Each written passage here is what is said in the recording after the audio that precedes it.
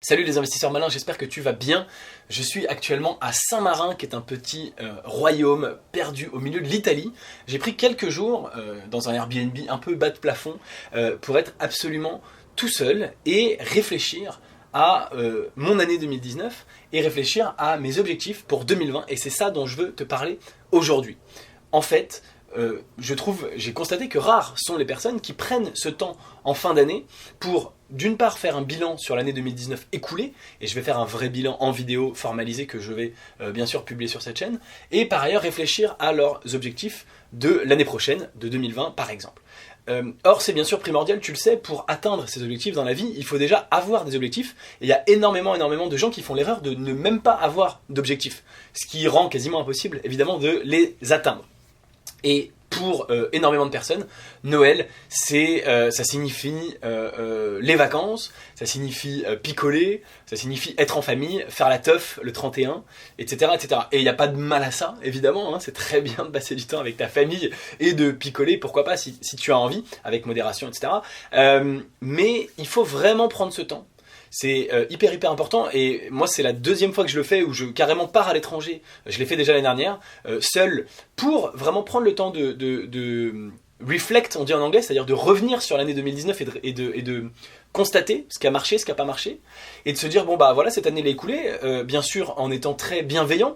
Il y a des choses qu'on réussit, bravo, il y a des choses, des objectifs que t'as pas réussi, il faut pas dire ah, t'es trop nul, etc. Il faut être bienveillant envers soi-même, c'est pas grave, qu'est-ce qui n'a pas marché, comment je fais pour réussir l'année prochaine, et se fixer des objectifs pour l'année suivante, bien sûr le plus ambitieux possible.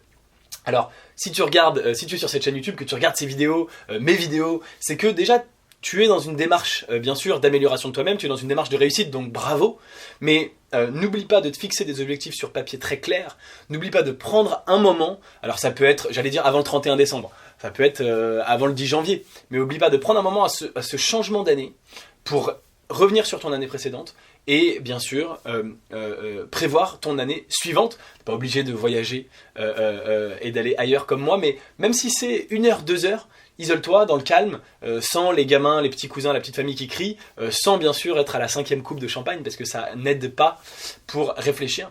Et prends vraiment ce moment, et je t'avoue que c'est vraiment un moment fort pour moi.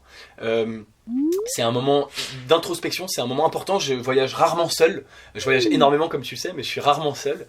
Quand je voyage seul, c'est toujours déjà le fait de voyager seul, hein, c'est hyper intéressant en termes d'être seul avec soi-même, face à soi-même, et d'introspection, si je puis dire. J'ai énormément d'idées business, je lis beaucoup. Alors je lis déjà beaucoup quand je suis à la maison, etc. Mais quand je suis seul, forcément en voyage, j'ai du temps, donc je lis. Et j'ai énormément d'idées business, j'ai énormément d'idées de vidéos, et plein d'idées pour l'année prochaine. Donc voilà, prends ce temps d'introspection, profite de la fin de l'année, il est encore temps.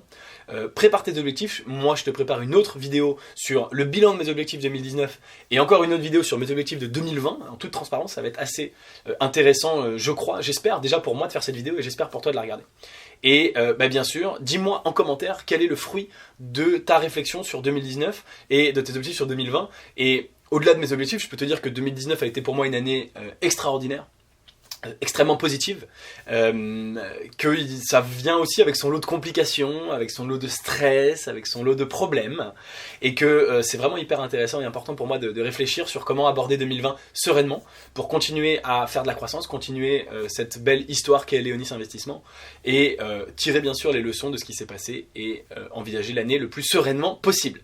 Voilà pour cette petite vidéo, donc avant le 5 ou 10 janvier, prends un moment, au moins 2 heures, pour faire le bilan, pour être seul, pour réfléchir. Et moi je te dis à très bientôt pour une prochaine vidéo, bien sûr, avec mes objectifs notamment, si tu veux être sûr de ne pas les rater. Eh bien, tu peux cliquer sur le bouton s'abonner juste en dessous de cette vidéo pour ne rater aucune vidéo et activer la petite cloche pour les notifications. Ciao!